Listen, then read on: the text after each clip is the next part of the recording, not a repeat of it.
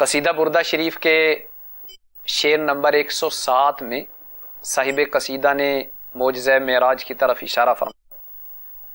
چنانچہ آپ فرماتے ہیں وَبِتَّ تَرْقَى إِلَىٰ أَن نِلْتَ مَنزِلًا وَبِتَّ تَرْقَى إِلَىٰ أَن نِلْتَ مَنزِلًا مِنْ قَابَ قَوْسَيْنِ لَمْ تُدْرَكْ وَلَمْ تُرَمِ.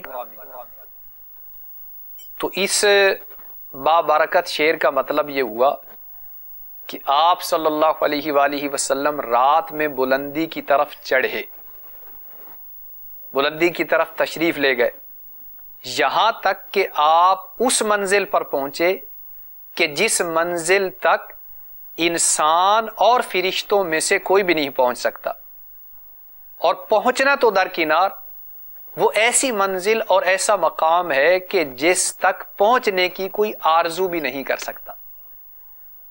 تو پیارے آقا صلی اللہ تعالی علیہ وآلہ وسلم کا یہ ایسا معجزہ ہے کہ جس کے بارے میں صاحب قصیدہ بردہ امام بوصیری رحمۃ اللہ علیہ یہ فرما رہے ہیں کہ آپ صلی اللہ علیہ وآلہ وسلم ایسے مقام، ایسے مرتبے اور ایسی منزل پر تشریف فرما ہوئے کہ جس مقام و منزل پر نہ کوئی انسان پہنچا نہ کوئی فرشتہ، حتیٰ کہ کوئی انسان اور فرشتہ اس منزل تک پہنچنے کی تمنا بھی نہیں کر سکتا.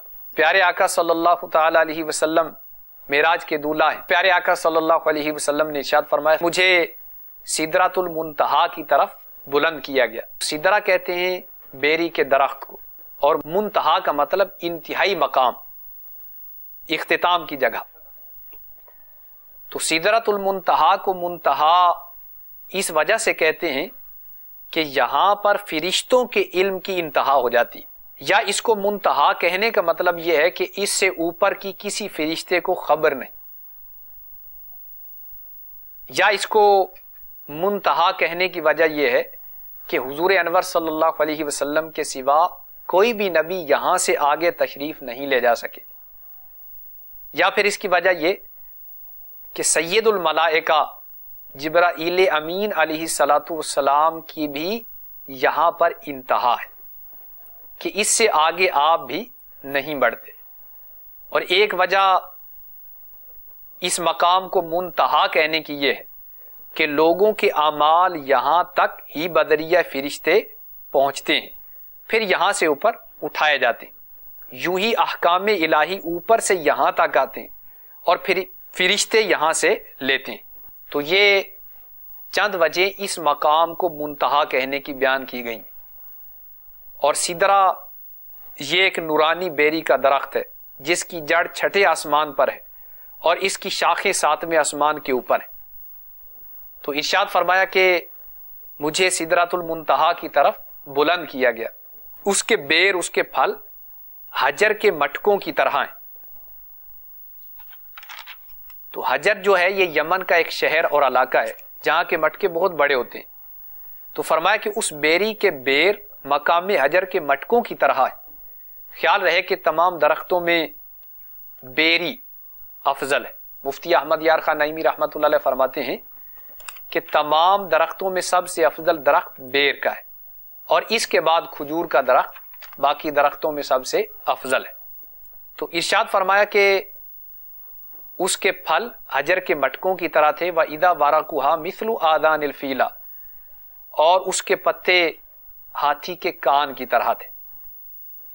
قَالَ هَذَا سِدْرَةُ الْمُنْتَهَا، تو جبرائیل امین علیہ السلام نے بتایا کہ یہ سدرۃ المنتہا ہے.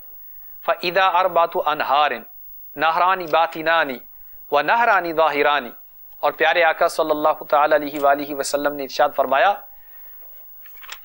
کہ پھر مجھے یہ بتایا گیا کہ وہاں 4 نہریں تھیں. تو پیارے آقا صلی اللہ علیہ وسلم نے فرمایا کہ وہاں پر 4 نہریں تھیں. 2 نہریں تو خفیہ تھیں اور 2 نہریں ظاہراً تھیں. قلت ما هذان یا جبریل، تو میں نے پوچھا کہ جبریل یہ 2 نہریں کیسی ہیں؟ تو آپ نے یہ عرض کیا کہ اما الباطنان فنہران فی الجنہ واما الظاہران فالنیل والفرات، کہ یا رسول اللہ صلی اللہ علیہ وسلم جو 2 باطنی نہریں ہیں یہ جنت کی 2 نہریں ہیں، اور جو 2 ظاہری نہریں ہیں یہ نیل اور فرات ہے۔